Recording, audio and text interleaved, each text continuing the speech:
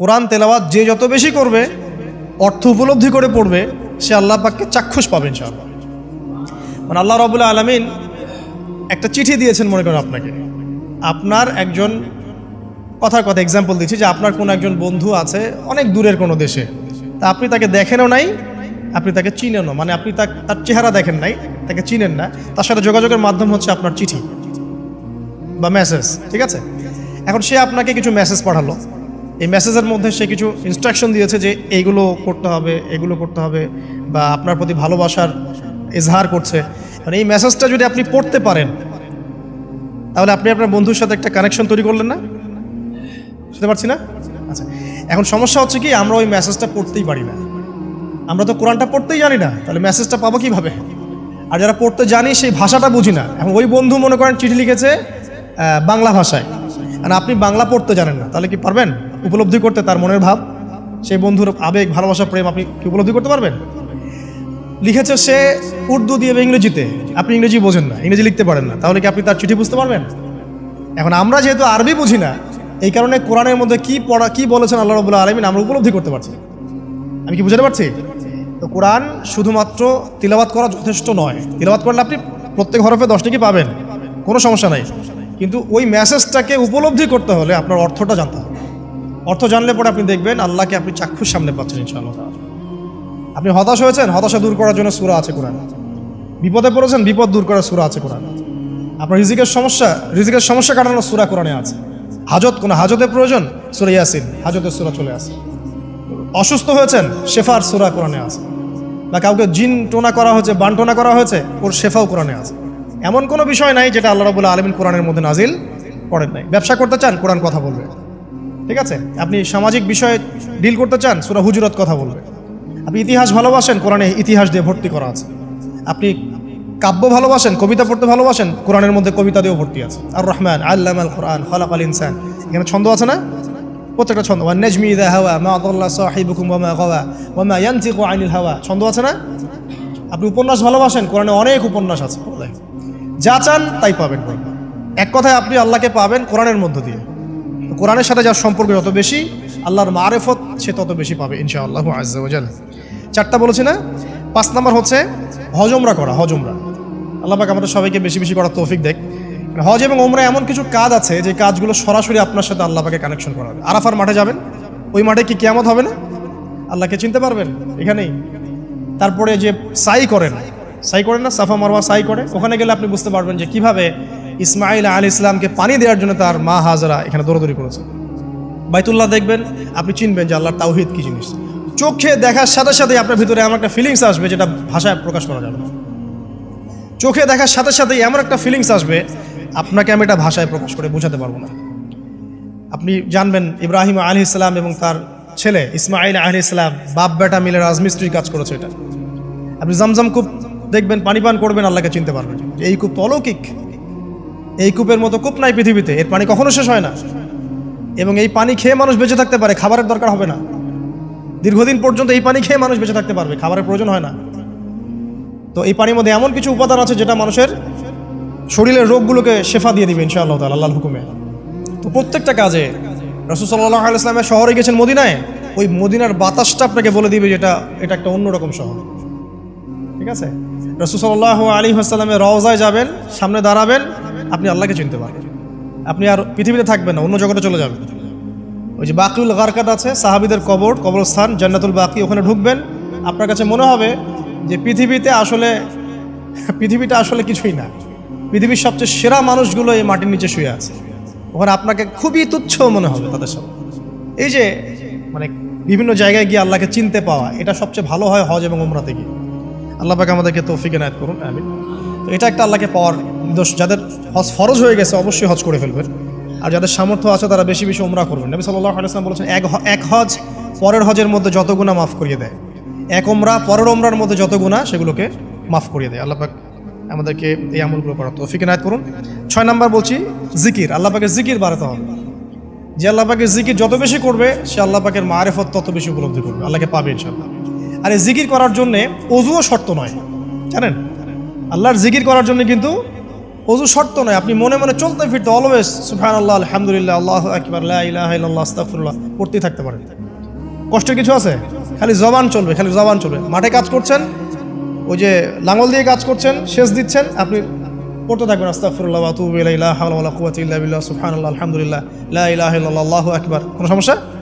কোনো সমস্যা নেই। রান্না বান্না করছে মেয়েরা, এটা করতে করতে পড়তে পারবে না?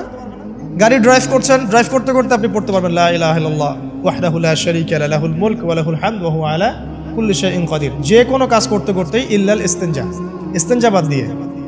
ইস্তিনজা কি জিনিস? প্রসাব পায়খানা। এই সময় এগুলো মুখ দিয়ে বলবেন না, দরকার নাই। আপনি এখানে এরপরে যে সময়গুলো আছে এগুলোতে আপনি জিকির বাড়াবেন। যে যত বেশি জিকির করবে তার কলব তত বেশি পরিচ্ছন্ন হবে। যার কলব যত পরিচ্ছন্ন, আল্লাহর নূর তার কলবে তত বেশি আসবে, সে আল্লাহ পাকে তত কাছে পাবে ইনশাআল্লাহু আযজা ওয়া জাল। 7 নাম্বার, দোয়া ইস্তেগফার বাড়িয়ে দেয়া। আল্লাহর কাছে বেশি বেশি দোয়া করতে হবে। দোয়া বাড়িয়ে দেন। দোয়ার জন্য হুজুর ডাকতে হবে না, দোয়ার জন্য আমাকে ডেকে বাসায় খাওয়ানোরও দরকার নেই। আপনার দোয়ার জন্য আপনি যথেষ্ট। নামাজে দাঁড়ান, নামাজের সেজদায় দোয়া করেন। নফল নামাজ পড়েন, নফল নামাজের সেজদায় দোয়া করেন। নামাজের পরে হাত তুলে দোয়া করেন প্রয়োজনে। নামাজে সালাম ফেরানোর আগে দোয়া করেন। যে কোনো ভালো কাজ করেছেন তারপর দোয়া করেন, ঠিক আছে? কোরআন তেলাওয়াত করলেন, দোয়া করেন। তাহাজ্জুদের ওয়াক্তে দোয়া করেন। বৃষ্টি পড়ছে তখন দোয়া করেন, ঠিক আছে? মানে দোয়া কবুলের মোমেন্ট, সময়গুলো, আজান হয়েছে, আজান ইকামতের মাঝখানে দোয়া করেন। এই যে এখন খুতবা হচ্ছে, এই সময় দোয়া করেন, দোয়া কবুল হবে। দিনই মসজিদে বসেছেন, দোয়া করেন। দোয়া করতে থাকেন মনে মনে। যত বেশি আপনি দোয়া করতে পারবেন আল্লাহর কাছে, ইনশাআল্লাহ আল্লাহকে আপনি তত কাছে পাবেন ইনশাআল্লাহ। এটা আল্লাহকে পাওয়ার অন্যতম মাধ্যম। এবং ইস্তেগফার, ইস্তেগফার মানে কি? তওবা করা। আস্তাগফিরুল্লাহাল্লাযী লা ইলাহা ইল্লা হুয়াল হাইয়ুল কাইয়ুম ওয়া আতুবু ইলাইহি। এটা বেশি বেশি পড়বেন। দিনে কমপক্ষে 70 বার বা 100 বার পড়ার চেষ্টা করবেন। আল্লাহ পাক তৌফিক দান করুন। কয়টা বলেছি ভাই? 7টা। আচ্ছা, 8 নাম্বার হচ্ছে সদকা করা। সদকা, দান সদাকা আল্লাহর কাছে খুব বেশি পছন্দের। দান সদকা করার জন্য সম্পদ লাগে না। আমার কথা শোনেন, দান সদকা করার জন্য সম্পদ লাগে না, কলিজা লাগে, মন লাগে।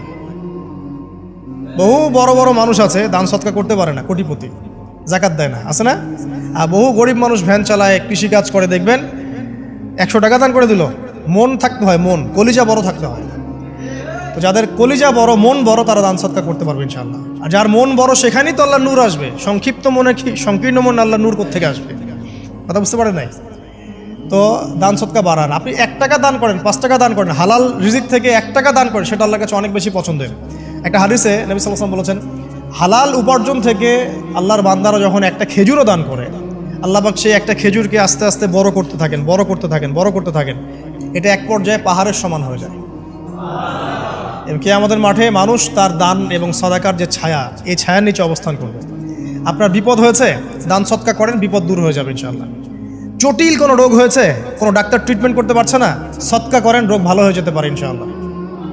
সদকার ব্যাপক ফজিলত আছে। সদাকা, দান সদাকা, দোয়া, এগুলো তাকদিরের যে বিপদ আপদগুলো আছে না, ঝুলে আছে, আমাদের তাকদিরে বিপদ আছে না অনেক, এগুলোকেও সরিয়ে দিতে পারে আলহামদুলিল্লাহ। এই শক্তি আছে দোয়া এবং দান সদকার মধ্যে।